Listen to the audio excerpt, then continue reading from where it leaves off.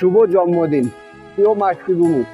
1971 সালে 16ই ডিসেম্বর যারা রক্তের বিনিময়ে স্বাধীনতা এনে দিয়েছিল, তাদের স্মরণে আজ হাজারো মানুষ নারায়ণগঞ্জ তাছাড়া শহীদ মিনারে উপস্থিত হয়েছেন।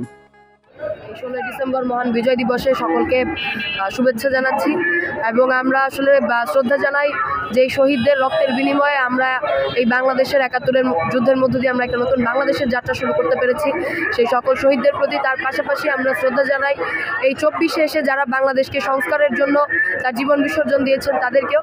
আমরা মনে করি 71 থেকে 24 এই যে বাংলাদেশের সাম্য, মানবিক মর্যাদা এবং সামাজিক ন্যায় বিচার প্রতিষ্ঠার মধ্য দিয়ে একটা বৈষম্যহীন গণতান্ত্রিক বাংলাদেশ প্রতিষ্ঠার লড়াই, সেই লড়াইয়ে বাংলাদেশ ছাত্র ফেডারেশন এবং আমাদের দল গণসংহতি আন্দোলন আমরা এই লড়াইটা চালিয়ে যাব এবং বাংলাদেশের আপামর জনসাধারণকে আমরা এই আহ্বান রাখতে চাই যে যেইভাবে আসলে লড়াইয়ের মধ্য দিয়ে আমরা আমাদের দেশটা প্রতিষ্ঠা করেছি, আমরা আমাদের সংস্কারের জয়গান তুলেছি, ঠিক একইভাবে একই লড়াইয়ের মধ্য দিয়ে আমাদেরকে আমাদের প্রাণের বাংলাদেশ, আমাদের প্রাণের আকাঙ্ক্ষার বাংলাদেশ, সাম্য, মানবিক মর্যাদা, সামাজিক ন্যায় বিচার এবং একটা বৈষম্যহীন রাষ্ট্রের লড়াইটা, রাষ্ট্রের প্রতিষ্ঠার লড়াই আমাদেরকে চালিয়ে যেতে হবে।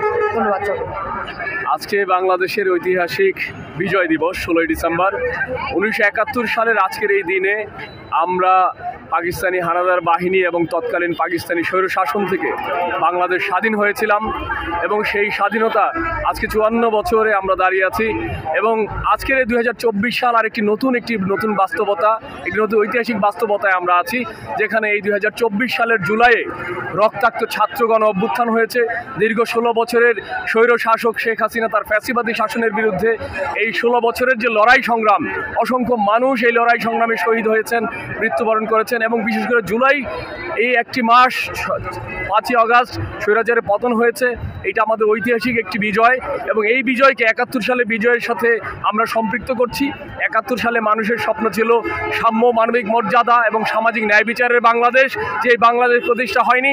2024 সালে ছাত্রগণ অভ্যুত্থান নতুন করে সেই সাম্য, মানবিক মর্যাদা এবং সামাজিক ন্যায় বিচারের একটি গণতান্ত্রিক বাংলাদেশের স্বপ্ন, সেই স্বপ্নে বাংলাদেশ এগিয়ে যাবে সেই প্রত্যাশা ব্যক্ত করছি এবং যত ধরনের ষড়যন্ত্র আসুক সব কিছু মোকাবেলা করে, দেশি বিদেশি, ভারতীয় ষড়যন্ত্র কিংবা বিদেশি ষড়যন্ত্র, সেগুলি মোকাবেলা করে বাংলাদেশ আত্মমর্যাদা নিয়ে একটি সার্বভৌম গণতান্ত্রিক রাষ্ট্র হিসেবে আমরা গড়ে তুলব।